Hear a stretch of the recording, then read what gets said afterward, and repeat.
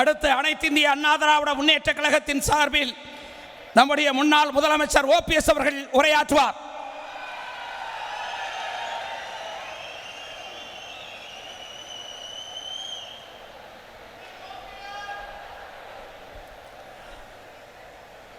வரலாற்று சிறப்புமிக்க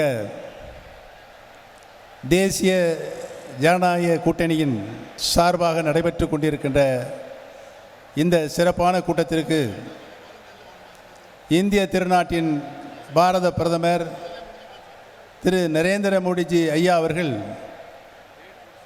இங்கு வருகை புரிந்து சிறப்புரை ஆற்றுவதற்காக வருகை புரிந்திருக்கின்றார்கள். அவர்களையும் தேசிய ஜனநாயக கூட்டணியில் அங்கம் வகிக்கின்ற பாட்டாளி மக்கள் கட்சியினுடைய ஒப்பற்ற தலைவர் ஐயா பெரியவர் ராம்தாஸ் அவர்களையும் உள்ளிட்ட தேசிய ஜனநாயக கூட்டணியின் அனைத்து தலைவர்களை, இங்கு வருகை புரிந்திருக்கின்ற தேசிய ஜனநாயக கூட்டணியில் அங்கம் வகிக்கின்ற இயக்கங்களுடைய நிர்வாகிகளை, பொறுப்பாளர்களை, வருகை புரிந்திருக்கின்ற பெரியவர்களை, தாய்மார்களை, பத்திரிகை மற்றும் தொலைக்காட்சி நண்பர்களை, உங்கள் அத்துணை பேர்களுக்கும் என்னுடைய பணிவான நன்றி கலந்த நல் வணக்கத்தினை இந்த நல்ல நேரத்திலே தெரிவித்துக் கொள்ள கடமைப்பட்டிருக்கிறேன்.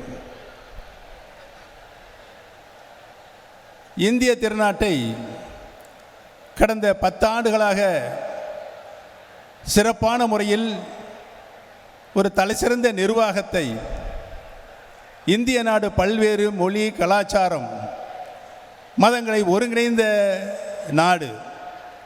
அந்த நாட்டில் 10 ஆண்டு காலம் இந்திய பிரதமராக தலைமையேற்று ஒரு வரலாற்று சிறப்புமிக்க ஆட்சியை, இதற்கு முன்னால் எந்த ஒரு பிரதமர் அவர்களும் ஒரு சிறப்பான நிர்வாகத்தை இந்திய திருநாட்டிற்கு தந்த ஒரே பிரதமர் நம்முடைய மரியாதைக்குரிய திரு நரேந்திர மோடிஜி அவர்கள்தான்.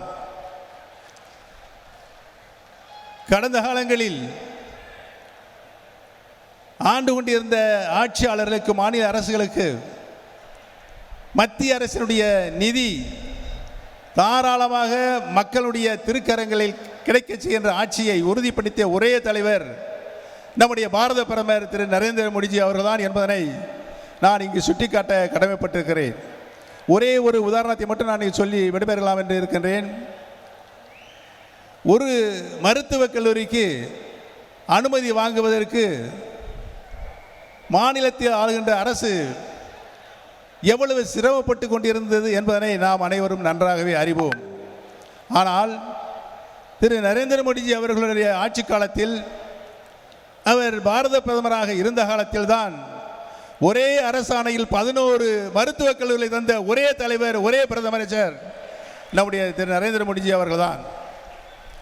இன்றைக்கு உலக நாடுகள், பல்வேறு வளர்ச்சியடைந்த நாடுகள், வெளிநாடுகளில் 200க்கும் மேற்பட்ட வளர்ச்சியடைந்த நாடுகள். நன்றி, வணக்கம் ஐயா. செய்திகளை உடனுக்குடன் தெரிந்து கொள்ள உடனே சப்ஸ்கிரைப் பண்ணுங்க.